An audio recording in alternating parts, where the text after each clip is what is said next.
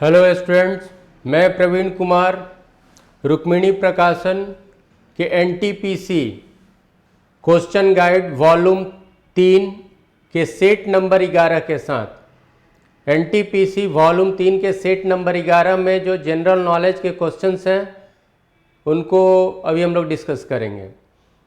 Set number 11 GK questions, और set number 11 का जो जीके का क्वेश्चन है अभी आप लोग के सामने रहेगा।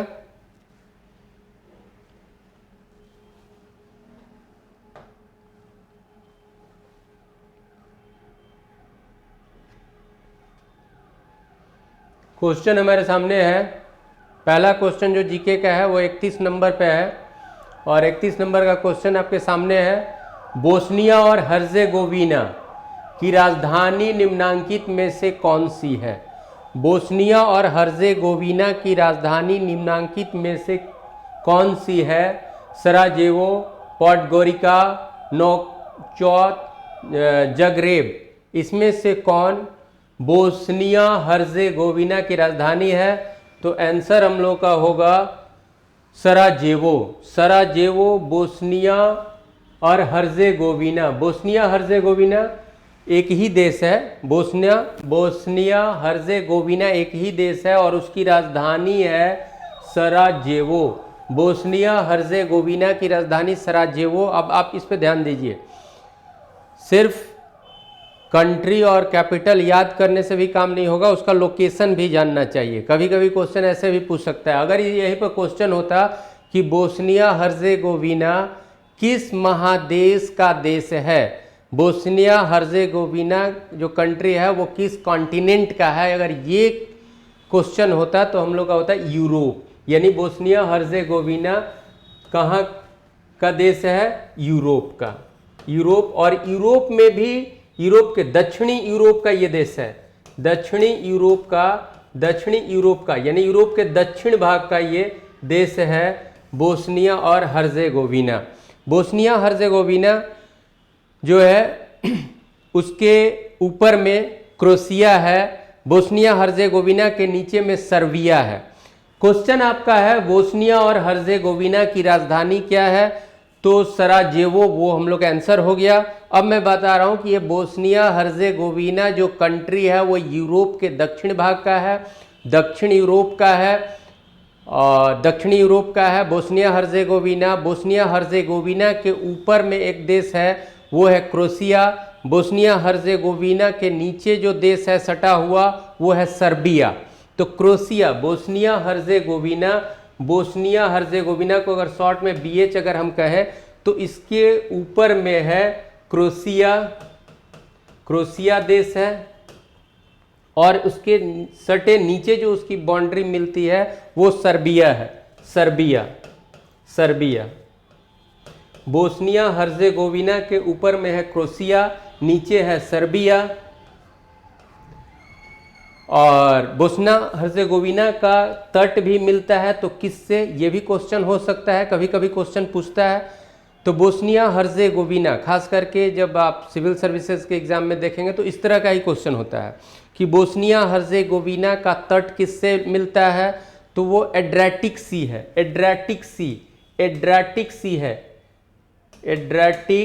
एड्रियाटिक समुद्र है यहाँ। तो ऊपर में हो गया क्रोएशिया, नीचे हो गया सर्बिया, इस साइड में हो गया एड्रियाटिक समुद्र है, एड्रियाटिक सी है यहाँ पर। इसके इधर जाइएगा तो इटली है, और नीचे जाइएगा तो फिर भूमध्य सागर है, मेडिटेरेनियन सी है, भूमध्य सागर। ये लोकेशन आपका बन रहा है किसका? बोस्निया हर्जेगोविना के उत्तर में क्रोएशिया, दक्षिण में सर्बिया, पश्चिम में एड्रियाटिक सी, और उसके पश्चिम में इटली, और नीचे इटली के नीचे और सर्बिया के नीचे भूमध्य सागर मेडिटेरेनियन सी। बोस्निया हर्जेगोविना जो है वो दक्षिण यूरोप का देश हुआ। ये बाल्कन देश है, बाल्कन देशों में से एक है बोस्निया हर्जेगोविना, बाल्कन देश है। तो यहाँ पर हम लोग का आंसर क्वेश्चन जो था कि बोस्निया हर्जेगोविना की राजधानी कहाँ सराजेवो, और हमने कुछ लोकेशन इसका बताया कि बोस्निया हर्जेगोविना के ऊपर में क्रोशिया है, नीचे सर्बिया है, पश्चिम में एड्रियाटिक समुद्र है, उसके पश्चिम जाओगे तो इटली है, और एकदम नीचे इटली के नीचे आओगे तो मेडिटेरेनियन सी है। अब आपको एक सजेशन कि आप मानचित्र पर जा करके, यूरोप के मानचित्र पर जा करके बोस्निया हर्जेगोविना को एक बार देख लोगे ध्यान से, तो इससे रिलेटेड फिर जो क्वेश्चन आएगा आप आराम से बनाओगे।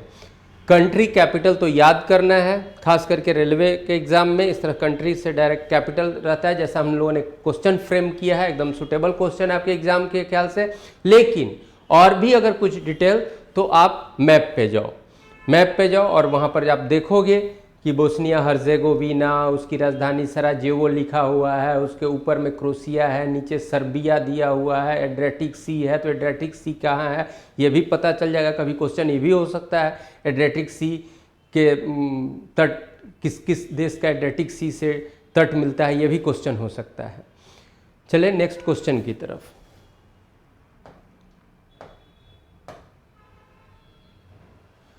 अब इसके बाद जो क्वेश्चन है वो 32 नंबर पर हम लोग का है। The girl on the train एक मनोवैज्ञानिक डेब्यूटेंट रोमांचक कथा के लेखक निम्नांकित में कौन से उपन्यासकार हैं। यहां पर सीधा सा क्वेश्चन है कि the girl on the train, the girl on the train जो उपन्यास है उसके राइटर कौन है। The girl on the train के राइटर कौन है, तो पाउला हॉकिंस, पाउला हॉकिंस इसके राइटर है। The girl on the train पुस्तक के राइटर पाउला हॉकिंस हैं, तो ये याद रखिएगा। और नेक्स्ट क्वेश्चन 33 नंबर क्वेश्चन फिर हम लोग का आएगा।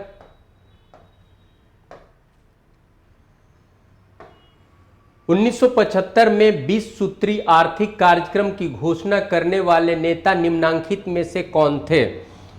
20 सूत्री आर्थिक कार्यक्रम 1975 में 20 सूत्री कार्यक्रम की घोषणा करने वाले प्रधानमंत्री इसमें से कौन, किस प्रधानमंत्री द्वारा 20 सूत्री कार्यक्रम की घोषणा की गई थी।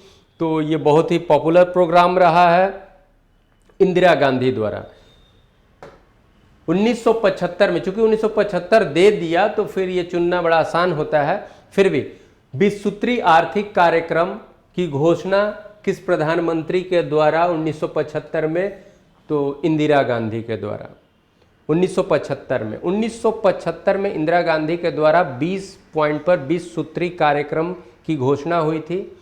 और ये घोषणा एक पार्ट था, किसका पार्ट था, तो 5वीं पंचवर्षीय योजना का, 5वीं पंचवर्षीय योजना का एक पार्ट था जिसमें गरीबी हटाओ का बात किया गया था। पांचवी पंचवर्षीय योजना, पंचवर्षीय योजना के तहत ही ये 20 सूत्री कार्यक्रम की घोषणा 1975 में किया गया था। 5वीं पंचवर्षीय योजना का जो टेन्योर है, जो कार्यकाल है 5वीं पंचवर्षीय योजना का, वो 1974 से 79 1974 से 79 5वीं पंचवर्षीय योजना। पंचवर्षीय योजना में आप जानते हो कि पहली पंचवर्षीय योजना आयोग का गठन ही 50 में हुआ था। पहली पंचवर्षीय योजना जो हम लोग का हुआ 1951 से 56 तक, दूसरा जो हुआ 1956 से 61 तक, तीसरा जो हुआ 1961 से 66 तक। तो फिर 66 के बाद 3 वर्ष का गैप रहता है, तो फिर 69 से 1969 से फिर एक योजना आपका 74 तक के लिए, ये चौथा हो गया, पहला हो गया, दूसरा हो गया, तीसरा हो गया। और यहाँ याद रखना है, शायद हम लोग का एक क्वेश्चन भी इस सेट में है, हमने देखा था 66 से 69 जो है वो गैप रहा है, जिसको प्लान हॉलीडे कहेंगे। और ये चौथी पंचवर्षीय योजना है, फोर्थ, और फिर ये 5वीं पंचवर्षीय योजना। तो 1975 में 20 सूत्री आर्थिक कार्यक्रम की घोषणा किसके द्वारा किस प्रधानमंत्री के द्वारा? इंदिरा गांधी के द्वारा। अगर ये क्वेश्चन पूछे कि ये 20 सूत्री कार्यक्रम किस पंचवर्षीय योजना से संबंधित है, तो आप बोलोगे 5वीं पंचवर्षीय योजना, और 5वीं पंचवर्षीय योजना का कार्यकाल 74 से 79। नेक्स्ट क्वेश्चन की तरफ। और फिर जीके का क्वेश्चन हम लोग 46 नंबर पे है।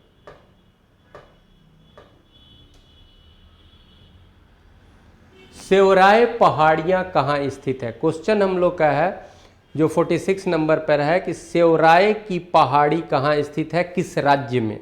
सेवराय की पहाड़ी पूर्वी घाट की पहाड़ी है। सेवराय की पहाड़ी पूर्वी घाट की पहाड़ी है। पूर्वी घाट की पहाड़ी है, पहाड़ियाँ हैं सेवराय की पहाड़ियाँ। और ये किस राज्य में पड़ेंगी? तमिलनाडु में। तो सेवराय पहाड़ी कहाँ है? तमिलनाडु में। और सेवराय पहाड़ी किस घाट से संबंधित है? तो प्रायद्वीपीय भारत में दो घाट के बीच का जो एरिया है वो प्रायद्वीपीय भारत हमारा है। तो प्रायद्वीपीय भारत पूर्वी घाट और पश्चिमी घाट, तो ये पूर्वी घाट की पहाड़ियाँ हैं सेवराय की पहाड़ी। और सेवराय की पहाड़ी किस राज्य में पड़ेगी? तो तमिलनाडु में। तमिलनाडु की अन्य जो इस तरह की पहाड़ियाँ हैं जो मुख्य रूप से पूछता है, सेवराय की पहाड़ी हो गया, जवादी का पहाड़ी हो गया, पंचमलाई पहाड़ी हो गया, सिरुमलाई पहाड़ी हो गया। तो जवादी, सेवराय, पंचमलाई, सिरुमलाई, ये सब तमिलनाडु की पहाड़ियाँ हैं। जवादी, सेवराय लिख ही लीजिए, जवादी, सेवराय, सिरुमलाई और पंचमलाई। जवादी, सेवराय, सिरुमलाई और क्या बोले? पंचमलाई। ये देखिए हम लोग का सेवराय पूछा है, जवादी भी तो पूछ सकता है कि जवादी पहाड़ी किस राज्य का, तो भी तमिलनाडु का। सेवराय भी तमिलनाडु का। सिरुमलाई भी तो पूछ सकता है, सिरुमलाई कहाँ का, तो तमिलनाडु का। पंचमलाई कहाँ का? तमिलनाडु का। नेक्स्ट क्वेश्चन की तरफ।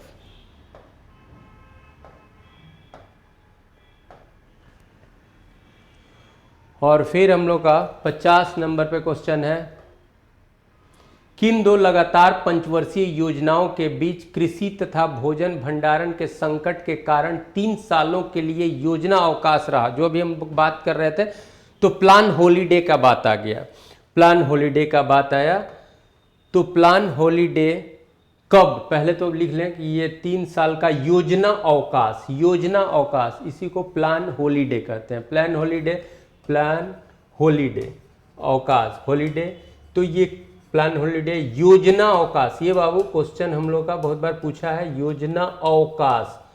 और ये बड़ा ही पॉपुलर क्वेश्चन है, आप लोग भी जानते होंगे, फिर भी प्लान हॉलीडे योजना अवकाश का काल क्या है? जिस समय कोई पंचवर्षीय योजना नहीं चली, वो किसी पंचवर्षीय योजना के बीच का काल नहीं है। तो योजना अवकाश का काल रहा है बाबू 1966 से 1969। एकदम याद रखोगे, 1966 से 1969 योजना अवकाश का काल रहा। अब क्वेश्चन है कि किन दो पंचवर्षीय योजनाओं के बीच योजना अवकाश आया?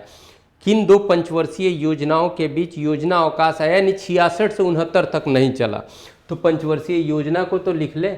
तो पहला जो हो गया, अभी हम लोग बात किए थे, पहला हो गया 1951 से 56, दूसरा हो गया 1956 से द्वितीय पंचवर्षीय योजना 61, तृतीय पंचवर्षीय योजना हो गया 61 से 66। अब क्या हो गया? 66 से 69 गैप है, तो फिर तृतीय गैप हो गया ना। तृतीय क्या? 61 से 66, 51 से 56, 56 से 61, 61 से 66, और फिर ये गैप आ गया 66 से 69, ये गैप हो गया। फिर शुरू हो रहा है 1969 से 74, फिर शुरू हो रहा है 1974 से 79, जबकि ये अपने टेन्योर को पूरा नहीं कर पाया, क्योंकि 77 में जनता पार्टी की सरकार आ गई। तो यहाँ पर हम लोग का जो क्वेश्चन है 50 नंबर जो क्वेश्चन है, इस क्वेश्चन को देखें कि 3 सालों का जो योजना किन दो लगातार पंचवर्षीय योजनाओं के बीच, किन दो लगातार, तो ये हो गया पहली पंचवर्षीय योजना, ये दूसरी पंचवर्षीय योजना, ये तृतीय पंचवर्षीय योजना, और ये आपका चौथी। तो ये जो गैप रहा, ये 66 से 69 का 3 वर्षीय जो योजना अवकाश रहा, किसके किसके बीच रहा, तृतीय पंचवर्षीय योजना और चतुर्थ पंचवर्षीय योजना। तो तीसरी और चौथी पंचवर्षीय योजना के बीच में गैप रहा, और उस गैप को 66 से 69 3 वर्ष का गैप रहा, जिसमें कोई पंचवर्षीय योजना अनाउंस नहीं की गई। तो ये योजना अवकाश का काल 66 से 69 का ये काल किसके बीच में आएगा, तीसरी और चौथी पंचवर्षीय योजना। तो आंसर हमारा सी हो गया। फिर से आप ध्यान से देखोगे, इसमें कुछ खास नहीं है। योजना आयोग का गठन 1950 में, योजना आयोग के द्वारा पहली पंचवर्षीय योजना 1951 में घोषित की गई 1 अप्रैल से। तो 1951 से 56, 31 मार्च 56 तक पहली पंचवर्षीय योजना, 56 से 61 तीसरी पंचवर्षीय योजना, 56 से 61 दूसरी पंचवर्षीय योजना, और 61 से 66 जो हो गया, 61 से 66 जो हो गया वो तीसरी पंचवर्षीय योजना। फिर 66 से 69 गैप रहा, फिर 69 से 74 चौथी। अब देखो तो ये किसके बीच में, तो तीसरी और चौथी पंचवर्षीय योजना। ये तो आंसर हम लोग का हो गया। ये गैप आखिर आया क्यों था, क्योंकि आप देखते हो इस समय 2-3 कारण। एक कारण तो सबसे बड़ा कारण ये था कि 61 से 66 के बीच में 2 युद्ध भारत ने लड़ा था, 62 का युद्ध और 65 का युद्ध। तो युद्ध से भी हमारी अर्थव्यवस्था प्रभावित रही। 65-66 के फाइनेंशियल ईयर में सूखा भी पड़ा था, उससे भी प्रभावित रहा। और 66 में हम कोई नई पंचवर्षीय योजना चलाने की स्थिति में नहीं थे, इसलिए 3 वर्ष के लिए पंचवर्षीय योजना को टालना पड़ा, और 66 से 69 तक के उस अवधि को ही योजना अवकाश कहा गया। इसमें 1-1 वर्ष का योजना आया, वार्षिक योजनाएं आई। इस तरह का एक योजना, अगर योजना अवकाश का बात कहा जाए तो 1990 से 92 तक में, 1990 से 92 में भी योजना अवकाश रहा। लेकिन योजना अवकाश अगर पूछे तो 66-69 वाला ही बोला जाता है, लेकिन अगर पूछा जाए कि फिर कब ब्रेक रहा तो 90 से 92। अब 66 से 69 में जो ब्रेक रहा उसका कारण क्या था, तो 2 युद्ध कह सकते, 1962 और 65 का युद्ध कारण हुआ, सूखा का पड़ना कारण हुआ, और 90 से 92 का जो गैप है उसका मुख्य कारण है केंद्र में राजनीतिक अस्थिरता। केंद्र में राजनीतिक अस्थिरता, पॉलिटिकल अनस्टेबिलिटी इन सेंट्रल। तो केंद्र में सेंट्रल लेवल पर पॉलिटिकल अनस्टेबिलिटी के कारण ये गैप रहा। ठीक है, सरकारें बदलती रहीं, उसको राजनीतिक अस्थिरता। तो राजनीतिक अस्थिरता कारण बनता है 90 से 92 में योजना, पंचवर्षीय योजना नहीं चलने का, और 66 से 69 में कारण बनता है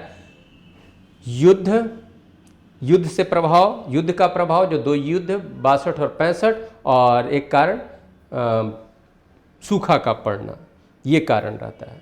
तो ये क्वेश्चन भी रहता है कि 66 से 69 का कारण क्या था योजना नहीं चलाने का, पंचवर्षीय योजना नहीं चलाने का, योजना अवकाश की स्थिति रखने का क्या कारण था, ये भी क्वेश्चन होता है। 90 से 92 में अगर रहा तो उसका क्या कारण है, तो उसका कारण बताओगे राजनीतिक अस्थिरता। और इसके बाद हम लोग नेक्स्ट क्वेश्चन की तरफ देखेंगे।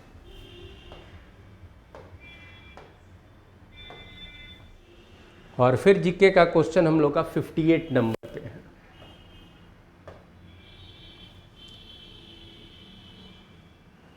पृथ्वी धरती की स्थिति और संरचना का अध्ययन जिस शास्त्र में किया जाता है उसको क्या कहते हैं? पृथ्वी की स्थिति और संरचना का अध्ययन कहाँ किया जाता है? भूगर्भ शास्त्र, जिसको जियोलॉजी कहते हैं। क्या कहते हैं? जियोलॉजी। भूगर्भ शास्त्र को क्या बोलते हो? जियोलॉजी। आंसर आपका यही होगा। पृथ्वी की स्थिति और संरचना का अध्ययन भूगर्भ शास्त्र में किया जाता है, नाम से ही पता चल रहा है, और इसको इंग्लिश में बोलते हैं जियोलॉजी। Geology, geology. तो जियो का मतलब अर्थ, जियो का मतलब अर्थ, तो जियोलॉजी में किया जाता है। पृथ्वी की स्थिति और संरचना, खास करके पृथ्वी की स्थिति संरचना यानी पृथ्वी के अंदर का अध्ययन जो करने का जो शास्त्र है, जो विज्ञान है, उसको जियोलॉजी कहते हैं। दूसरा ऑप्शन है नेफ्रोलॉजी। तो नेफ्रोलॉजी मेडिकल साइंस का एक ब्रांच है। नेफ्रोलॉजी मेडिकल साइंस का एक स्पेशलाइजेशन वाला ब्रांच है। और किडनी के अध्ययन को नेफ्रोलॉजी कहते हैं। किडनी का अध्ययन जिसमें होता है उसको नेफ्रोलॉजी कहते हैं। A branch of medical science which studies about kidney, तो किडनी को नेफ्रोलॉजी कहते हैं। ये भी क्वेश्चन अच्छा है, ये टर्म भी आप देखोगे यहाँ पर, किडनी के अध्ययन को या किडनी से रिलेटेड जो मेडिकल साइंस का ब्रांच है, बस किडनी याद रखिएगा, पकड़ में आ जाएगा, नेफ्रोलॉजी। मिट्टी संबंधी विद्या जो है, जिस ब्रांच में एग्रीकल्चर साइंस का वो ब्रांच जिसमें सॉइल के बारे में पढ़ा जाता है, मिट्टी के बारे में पढ़ा जाता है, उसको पेडियोलॉजी कहते हैं। पेडियोलॉजी कहते हैं। फिर वायरोलॉजी, विषाणु, तो विषाणु वायरस का अध्ययन जिसमें होता है, वायरस का अध्ययन जिसमें किया जाता है उसको वायरोलॉजी कहते हैं। विषाणु का अध्ययन जिसमें किया जाता है उसको वायरोलॉजी कहते हैं। भूगर्भ शास्त्र, जियोलॉजी, धरती की स्थिति और संरचना का अध्ययन करने वाले विज्ञान को जियोलॉजी कहते हैं, भूगर्भ शास्त्र कहते हैं। नेक्स्ट क्वेश्चन की तरफ। और फिर क्वेश्चन नंबर 62 हम लोग का है, प्रसिद्ध दिलवाड़ा मंदिर कहाँ है? दिलवाड़ा मंदिर कहाँ स्थित है? पहले आंसर हम लोग करें, वो उसमें ऑप्शन हमारा है उत्तर प्रदेश, राजस्थान, महाराष्ट्र, मध्य प्रदेश। तो दिलवाड़ा मंदिर राजस्थान में है। दिलवाड़ा मंदिर किस राज्य में है? राजस्थान में। दिलवाड़ा मंदिर किस राज्य में है? राजस्थान में। और दिलवाड़ा मंदिर संबंधित है, ये जैन मंदिर, जैन धर्म का जैन मंदिर है, दिलवाड़ा मंदिर जैन मंदिर, और ये जैनियों का प्रमुख तीर्थ स्थल है। दिलवाड़ा मंदिर राजस्थान के माउंट आबू पर्वत पर है। माउंट आबू पर्वत पर है दिलवाड़ा मंदिर। और इसको चालुक्य वंश के द्वारा इस मंदिर को बनवाया गया था। दिलवाड़ा मंदिर राजस्थान में है, राजस्थान के माउंट आबू पर्वत पर है। और इसको चालुक्य शासक भीम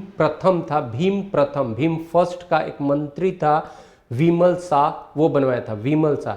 तो ये चालुक्य वंश से रिलेटेड। चालुक्य देखो, साउथ में भी चालुक्य है, साउथ के चालुक्य में वातापी के चालुक्य और कल्याणी के चालुक्य अलग अलग काल में। और इधर भी चालुक्य, प्रतिहार के बाद फिर यहाँ पर जो राजपूताना वंशों का उदय हुआ, उसमें एक चालुक्य भी था उसमें। प्रतिहार के बाद चालुक्य उत्तर भारत में भी। तो प्रतिहार के बाद चालुक्य, राजस्थान क्षेत्र में, राजपूताना क्षेत्र में चालुक्य वंश भी था।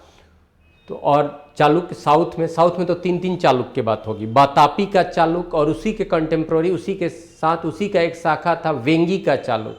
और दक्षिण में एक डिस्कशन में मैं बताया भी था। और फिर उसके बाद में आता है आपको कल्याणी का चालुक्य, जस्ट बाद नहीं, उसके बाद राष्ट्रकूट आता है, तो फिर कल्याणी का चालुक्य आता है। तो साउथ में वातापी का चालुक्य, वातापी या बादामी भी कहते हैं, तो वातापी का चालुक्य, वेंगी का चालुक्य और कल्याणी का चालुक्य।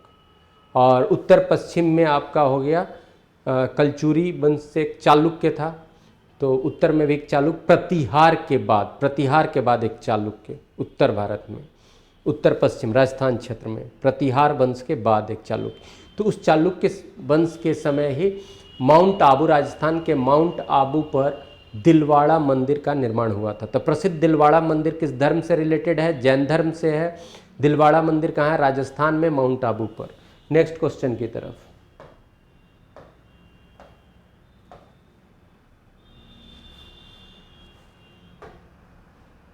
किसने बैरोमीटर बनाया? बैरोमीटर वायुदाब मापी होता है, वायुदाब मापने वाले यंत्र को बैरोमीटर कहते हैं। बैरोमीटर क्या हुआ? वायुदाब मापी, वायुदाब मापी है बैरोमीटर, वायुदाब मापी है, वायुदाब मापी। बैरोमीटर आप जानते ही हो।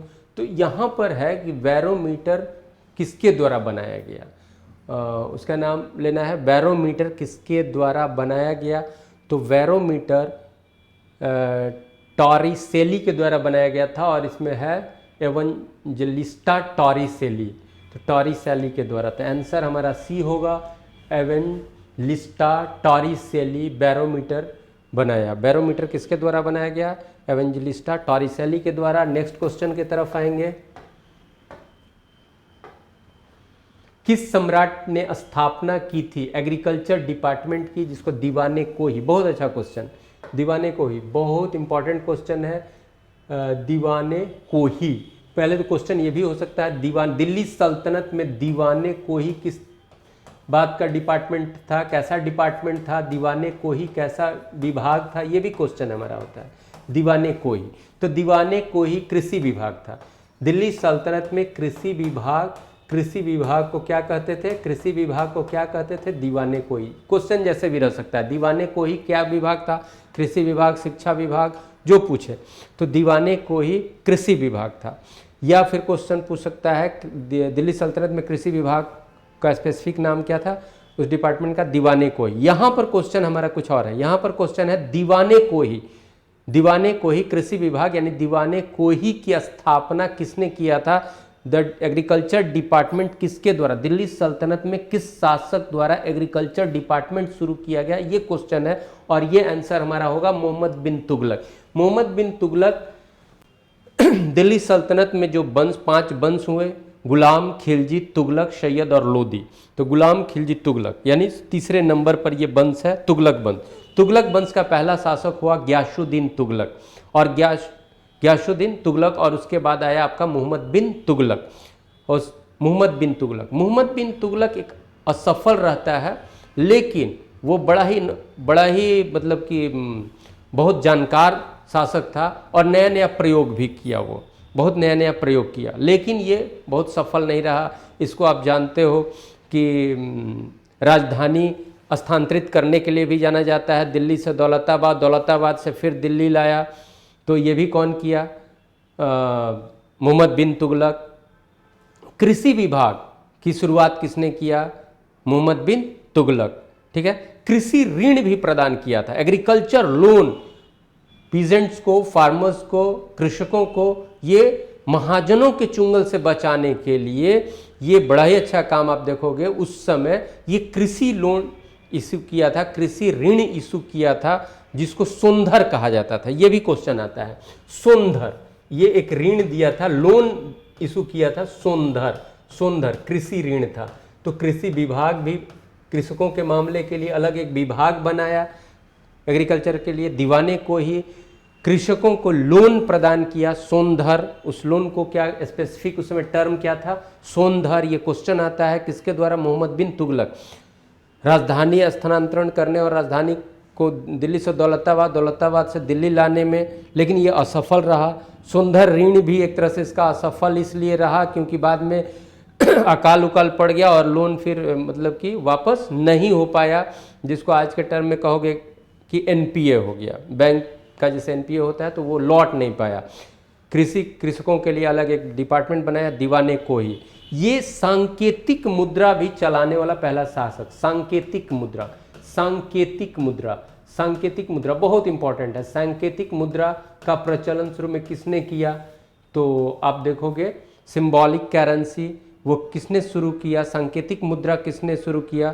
तो मोहम्मद बिन तुगलक, ठीक है। मुद्रा के लिए, क्योंकि वो वास्तविक मुद्रा होता था, चांदी की कमी हो गई थी, तो फिर वो इन्फीरियर चांदी या ब्रोंज मिला करके क्वाइन इशू कराया, लेकिन उसका इतना डुप्लीकेशन हुआ, इतना डुप्लीकेट बनना शुरू हो गया कि फिर इसका ये भी बड़ा फ्लॉप कर गया। तो कराची अभियान भी लिया, वो भी फ्लॉप कर गया। तो इस प्रोजेक्ट इसका अच्छा था, लेकिन ये इसके लगभग सभी के सभी प्रोजेक्ट जो थे, योजनाएं जो थी, फेल कर गई, ठीक है। इसलिए असफल शासक ये रहा, ठीक है। तो ये असफल शासक के रूप में जाना जाता है, लेकिन इसके द्वारा शुरुआत अच्छा शुरुआत था, और उसी एक शुरुआत में कृषकों के लिए एक अलग डिपार्टमेंट दीवाने कोही का निर्माण करने का भी श्रेय इसको जाता है। कृषकों को एक स्पेशल ऋण दिया था जिसको सोंधर कहा जाता है। सांकेतिक मुद्रा ये जारी किया था। तो इन सारे कामों के लिए इसको जाना जाता है, लेकिन ये असफल शासक रहा है। इसको आदर्शवादी अभागा भी इतिहासकारों ने कहा है। आदर्शवादी अभागा किसे कहा है? स्मिथ ने कहा है इसको आदर्शवादी अभागा। आदर्शवादी अभागा किस शासक को कहा गया? दिल्ली सल्तनत के किस शासक को? मोहम्मद बिन तुगलक को। नेक्स्ट क्वेश्चन की तरफ हम लोग आएंगे।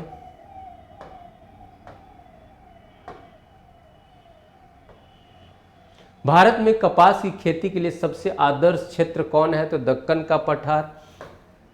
कपास की खेती, कॉटन के लिए कपास की खेती के लिए कैसी मिट्टी चाहिए, यह भी पूछता है, तो काली मिट्टी। और इस तरह की उपयुक्त सुटेबल मिट्टी कहाँ मिलता है? दक्कन क्षेत्र में। दक्कन क्षेत्र में, खास करके दक्कन के उत्तर पश्चिम महाराष्ट्र वाला जो क्षेत्र है, काली मिट्टी मिलती है। और काली मिट्टी सुटेबल होता है कपास की खेती के लिए। और ये काली मिट्टी वहाँ पर मिलने का पीछे कारण क्या है? कि वहाँ पर वॉल्केनिक एरप्शन हुआ, ज्वालामुखी क्रियाएं कभी हुई होंगी और उससे जो लावा आया उससे बनी हुई मिट्टी है। और ये काली मिट्टी, ये मिट्टी कॉटन के लिए, कपास की खेती के लिए बड़ा ही सुटेबल है। दूसरी बात, इस मिट्टी में जल धारण करने की क्षमता भी ज़्यादा रहता है, ज़्यादा दिनों तक जल को धारण करके रख सकता है। तो कपास की खेती के लिए जो उपयुक्त सुटेबल मिट्टी होनी चाहिए वो काली मिट्टी। और काली मिट्टी मुख्य रूप से कहाँ पर?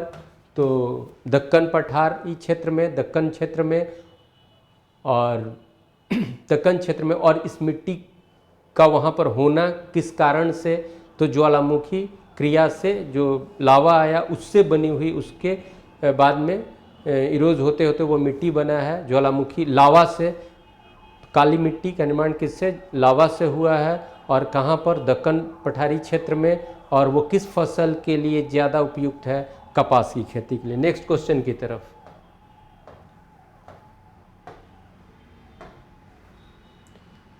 ब्रिटिश सरकार द्वारा महात्मा गांधी को दी गई उपाधि जो उन्होंने जालियांवाला बाग हत्याकांड के विरुद्ध के कारण लौटा दिया था, वो कौन सी उपाधि?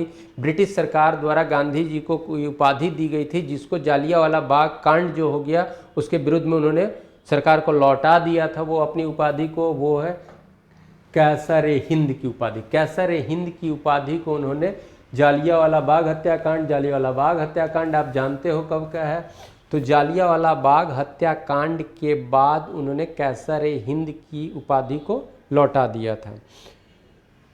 तो जालियांवाला बाग हत्याकांड 1919 का जालियांवाला बाग हत्याकांड, 13 अप्रैल 1919 को जालियांवाला बाग हत्याकांड, तो आप लोग को मालूम ही है। और ये जालियांवाला बाग कांड हुआ क्यों था? तो उसके पहले एक रॉलेक्ट एक्ट आया था। रॉलेक्ट एक्ट में ये था कि पुलिस को बहुत अधिकार दे दिया गया था कि ब्रिटिश सरकार के खिलाफ अगर कोई गतिविधि में शामिल है तो पुलिस उसको गिरफ्तार कर सकती है। और उस एक्ट के तहत जो अरेस्टेड पर्सन होंगे, जो गिरफ्तार व्यक्ति होंगे, उनको न्यायालय में भी जाने का अधिकार नहीं था। न्यायालय के सामने भी उनको जाने का अधिकार नहीं था। न्यायालय में भी उस एक्ट के तहत गिरफ्तार व्यक्ति को सुनवाई कराने का अधिकार नहीं था।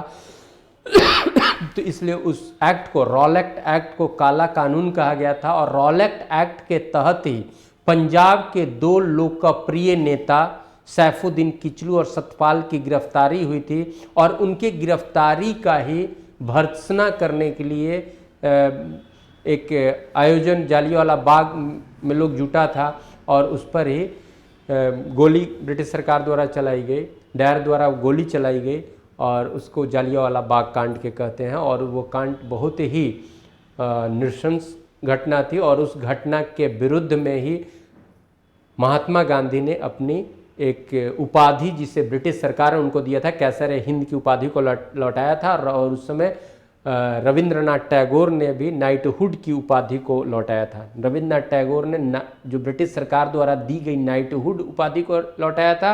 और गांधी जी ब्रिटिश सरकार द्वारा प्रदत्त कैसर-ए-हिंद की उपाधि को जालियांवाला बाग कांड के बाद विरोध में वापस किया था। कैसर-ए-हिंद, तो आंसर होगा कैसर-ए-हिंद। नेक्स्ट क्वेश्चन की तरफ हम लोग आएंगे। तापमान जिस पर वायु में जलवाष्प तरल अवस्था में है वो क्या? तापमान जिस पर वायु में जलवाष्प तरल अवस्था में है उसको क्या कहते हैं? एक है संतुष्टि बिंदु, एक है दृष्टिकोण आर्द्रता बिंदु, एक है उषांक। तो ओशांक कहेंगे। ड्यू पॉइंट इसको कहते हैं, इसको कहते हैं ड्यू पॉइंट, ओशांक। ओशांक बिंदु को कहते हैं ड्यू पॉइंट। ड्यू माने ओस होता है, ड्यू मतलब ओस होता है, तो ड्यू पॉइंट। तो जिस पर वायु में जलवाष्प तरल अवस्था में है, वायु में जलवाष्प है। अब क्या है कि टेम्परेचर जब कम होगा तो वही जलवाष्प जब लिक्विड फॉर्म में आएगा, तरल हो जाएगा। तो जब वायु में जो जलवाष्प है वो तरल अवस्था में होता है तो ओस के बूंद के रूप में हो जाता है, और उसको, और उस जिस पॉइंट पर, जिस टेम्परेचर पर वायु में जो जलवाष्प है यानी गैसीय अवस्था में है वो लिक्विड फॉर्म में आया, ड्रॉपलेट के रूप में आया, वो नीचे नहीं आया, तो उसको क्या कहते हैं, वायु में जो जलवाष्प है वो तरल अवस्था में आ गया। तो जिस टेम्परेचर पर वो तरल अवस्था में आएगा उस टेम्परेचर को ओशांक कहेंगे। उससे भी ज़्यादा अगर टेम्परेचर गिरेगा तो वो फिर उससे भी टेम्परेचर अगर गिरेगा तो वो फिर जम जाएगा। लेकिन ओशांक वो बिंदु है जिस पर वायु में उपस्थित जलवाष्प तरल अवस्था में आ जाता है। तो वायु में जलवाष्प तरल अवस्था में आता है, उसको क्या कहते हैं, उस तापमान को क्या कहते हैं, जिस तापमान पर वायु में उपस्थित जलवाष्प तरल अवस्था में कहता है उसको ड्यू पॉइंट कहते हैं, ओशांक कहते हैं। और ड्यू पॉइंट के लिए, उसके लिए जरूरी क्या है, टेम्परेचर गिरे और आकाश साफ हो। आकाश साफ रहेगा तो टेम्परेचर गिरेगा, बादल रहेगा, क्लाउडी रहेगा तो टेम्परेचर नहीं गिरेगा। तो आकाश साफ हो, टेम्परेचर गिरे, तब ओशांक पर वो पहुंचेगा और ओस की स्थिति बनेगी।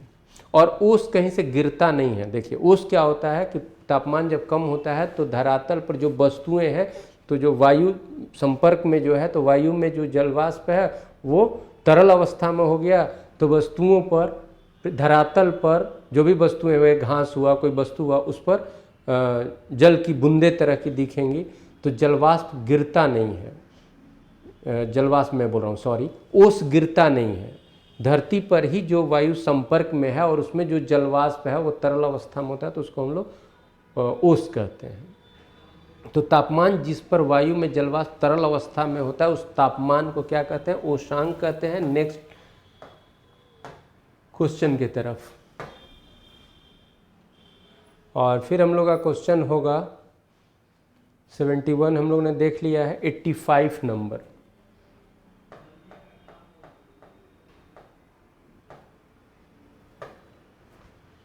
वर्ल्ड तंबाकू दिवस कब मनाया जाता है। इस पर कुछ खास डिस्कशन नहीं, बस जानना है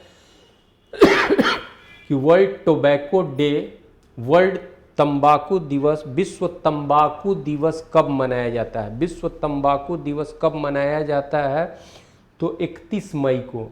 31 मई को, 1 मई को तो श्रमिक दिवस होता है, मजदूर दिवस होता है, और 31 मई को टोबैको डे के रूप में मनाया जाता है। वर्ल्ड टोबैको डे, विश्व तंबाकू दिवस, विश्व तंबाकू दिवस 31 मई। नेक्स्ट क्वेश्चन की तरफ, भारत का पहला वायसराय कौन था। तो पहले आंसर हम लोग लगा लें कि भारत का पहला वायसराय कौन था, लॉर्ड कैनिंग। भारत का पहला वायसराय लॉर्ड कैनिंग।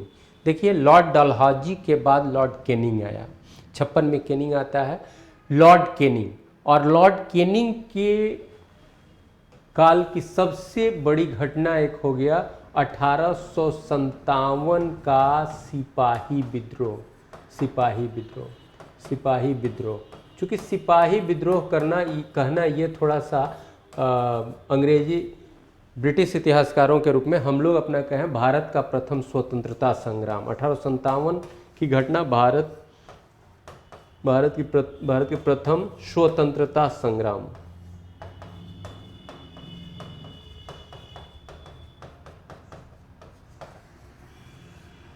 तो 1857 की घटना, 1857 का विद्रोह, भारत का प्रथम स्वतंत्रता संग्राम, 1857 का सिपाही विद्रोह किस गवर्नर जनरल के काल का था, तो लॉर्ड कैनिंग का। लॉर्ड कैनिंग गवर्नर जनरल था। 1857 के विद्रोह से अंग्रेज एक तरह से आप कहिए तो वो घबरा गई सरकार, खास करके यहाँ कंपनी का जो रवैया था उस पर सोचने के लिए ब्रिटिश सरकार विवश होती है, क्योंकि ब्रिटेन का आर्थिक इकोनॉमिक इंटरेस्ट जुड़ा हुआ था भारत से, और भारत से वो अपना व्यापार खोना नहीं चाहते थे। तो वहाँ पर देखा गया कि आखिर ये विद्रोह हुआ क्यों, और इस तरह का अगर विद्रोह होगा तो भारत में इसके साथ व्यापार करना, वहाँ पर उपनिवेश बना के रखना, वहाँ शासन करना संभव नहीं होगा। तो इस पर ब्रिटेन में ये विचार किया गया कि आखिर ये विद्रोह क्यों हुआ। तो वहाँ पर उन लोगों ने ये निष्कर्ष निकाला कि ये हमारी कंपनी के द्वारा जो शासन करने का तरीका है, जो सख्त तरीका है, उसके अगेंस्ट हुआ है। अगर हम भारतीयों को कुछ अच्छा चीज़ दें, उनको विश्वास में लें, तो भारत में आगे तक शासन करना और व्यापार करना आसान बना रहेगा। तो भारतीयों को विश्वास में लेना है। तो मैं कंक्लूड वे में बोल रहा हूँ कि भारतीयों को विश्वास में लेना है। ये उनको लगा कि बिना विश्वास में लिए हुए वहाँ पर आगे व्यापार और शासन संभव नहीं है। इसलिए 1858 का एक्ट आया, जिसको भारत शासन 1858 कहेंगे। तो 1858 के एक्ट से क्या कहा गया कि ब्रिटिश अधीन भारतीय क्षेत्र, ब्रिटिश एडमिनिस्ट्रेड इंडिया जो है, उसका शासन अब ब्रिटिश ईस्ट इंडिया कंपनी के हाथ में नहीं होगा, वो शासन डायरेक्ट ब्रिटिश क्राउन के हाथ में होगा। यानी भारत के लोग जो हैं, ब्रिटिश अधीन भारत के जो लोग हैं, वो अब किसी कंपनी के प्रजा नहीं है, बल्कि डायरेक्ट ब्रिटिश राज सिंहासन के प्रजा हैं। ये स्टेटस दिया गया। भारतीयों में कुछ विश्वास बढ़ा, यानी कंपनी का अत्याचार से अब हम बच जाएंगे। 1858 के एक्ट में ये एक बात। और क्या किया गया कि गवर्नर जनरल के पद को वायसराय का पद किया गया। ऐसे गवर्नर जनरल साहब वायसराय। वायसराय का पद कब से शुरू हुआ? तो 1858 के एक्ट से वायसराय का पद शुरू हुआ। वायसराय एक तरह से इसका मतलब है representative of British crown in India. Viceroy का पद शुरू हुआ 1858 के एक्ट से, और जो गवर्नर जनरल कैनिंग था वही फर्स्ट वायसराय हुआ। हमारा क्वेश्चन यह है कि भारत का पहला वायसराय कौन? लॉर्ड कैनिंग, जो उस समय गवर्नर जनरल था, वही 1858 के एक्ट से कंटिन्यू करता है। और वायसराय भी, तो फर्स्ट वायसराय कौन हुआ? Lord Canning. फर्स्ट वायसराय कौन हुआ? Lord Canning. अब यहाँ पर हम आपको एक सजेशन देंगे, बंगाल का पहला गवर्नर कौन, बंगाल का पहला गवर्नर जनरल कौन, यानी गवर्नर जनरल ऑफ बंगाल पहला कौन, भारत का पहला गवर्नर जनरल कौन, स्वतंत्रता के पहले अंतिम गवर्नर जनरल कौन, और भारत का पहला वायसराय कौन, अंतिम वायसराय कौन, और स्वतंत्रता के बाद अंतिम गवर्नर जनरल के रूप में कौन। ये सब आप एक लिस्ट बना करके ढंग से याद रखिएगा। और किस एक्ट से गवर्नर जनरल ऑफ बंगाल हुआ, किस एक्ट से गवर्नर जनरल ऑफ इंडिया हुआ, और किस एक्ट से वायसराय की बात हुई, तो 1858 के एक्ट से। हमारा क्वेश्चन है भारत का पहला वायसराय कौन? Lord Canning. Next,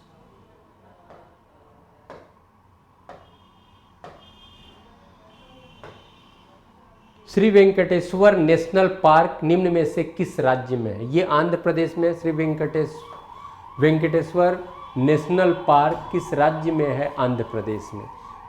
Shri Venkateswara national park किस राज्य में है? आंध्र प्रदेश में। नेक्स्ट क्वेश्चन की तरफ आएंगे। शीतलन के कारण होता है, खैर ये साइंस वाले सर बताएंगे आपको। और फिर हम लोग का 94 पर है,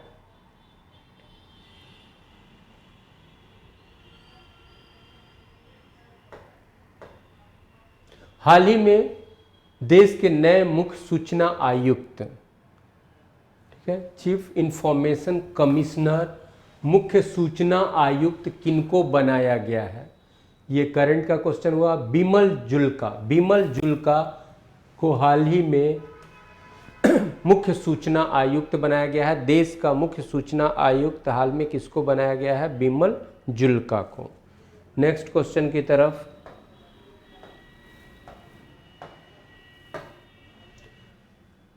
द आइका बॉग पुस्तक के लेखक निम्न में से कौन है? द आइका बॉग पुस्तक के लेखक निम्न में से कौन है? आइका बॉग पुस्तक के लेखक निम्न में से कौन है? ये आप ब्रिटेन की है, जेके सेलिंग। जेके सेलिंग जो है आइका बॉग पुस्तक है, जो बच्चों से रिलेटेड ये पुस्तक है, बच्चों पर ये किताब है, बच्चों की किताब है, जेके सेलिंग द्वारा लिखी हुई पुस्तक है द आइका बॉग। द आइका बॉग पुस्तक के राइटर कौन है? जेके सेलिंग, जो ब्रिटेन की है, जेके सेलिंग जो ब्रिटेन की हैं, और उनकी पुस्तक का नाम है, वो एक पुस्तक है उनका द आइका बॉग। तो आइका बॉग पुस्तक के की लेखिका हैं, ये लेखिका हैं, वोमेन है जेके सेलिंग, और ये पुस्तक जो है वो बच्चों से संबंधित है, बच्चों से संबंधित है, बच्चों के लिए एक पुस्तक है, बच्चों की पुस्तक है, बच्चों की पुस्तक, और उसके राइटर जेके सेलिंग, और ये ब्रिटेन की लेखिका है, ब्रिटेन की लेखिका जेके सेलिंग। नेक्स्ट क्वेश्चन की तरफ आएंगे हम लोग। खेलों को उद्योग का दर्जा देने वाला भारत का प्रथम राज्य कौन है? तो ये मिजोरम। मिजोरम भारत का पहला राज्य है जिसने खेल को उद्योग का दर्जा दिया है। और ऐसा करने से क्या होगा कि खेल के लिए इंफ्रास्ट्रक्चर बढ़ाने में या कुछ में वो सस्ता होगा, और उससे संबंधित इंफ्रास्ट्रक्चर आराम से बढ़ेगा। तो खेल को उद्योग का दर्जा देने वाला भारत का पहला राज्य मिजोरम। नेक्स्ट क्वेश्चन की तरफ। हाल ही में विश्व स्वास्थ्य संगठन के एग्जीक्यूटिव बोर्ड के चेयरमैन के रूप में किसकी नियुक्ति हुई है? तो ये हमारे सेंट्रल जो हेल्थ मिनिस्टर हैं डॉक्टर हर्षवर्धन। डॉक्टर हर्षवर्धन विश्व स्वास्थ्य संगठन WHO के एग्जीक्यूटिव बोर्ड के चेयरमैन बनाए गए हैं। ये हम लोगों के लिए बहुत गौरव की बात है कि WHO के एग्जीक्यूटिव बोर्ड का चेयरपर्सन भारत के स्वास्थ्य मंत्री डॉक्टर हर्षवर्धन को बनाया गया है। इसके पहले इस पोस्ट पर जापान के एक व्यक्ति थे। तो हाल ही में, इसके पहले कहाँ के थे? जापान के। तो हाल ही में WHO के एग्जीक्यूटिव बोर्ड के चेयरमैन के रूप में नियुक्ति हुई है डॉक्टर हर्षवर्धन, केंद्रीय स्वास्थ्य मंत्री डॉक्टर हर्षवर्धन की।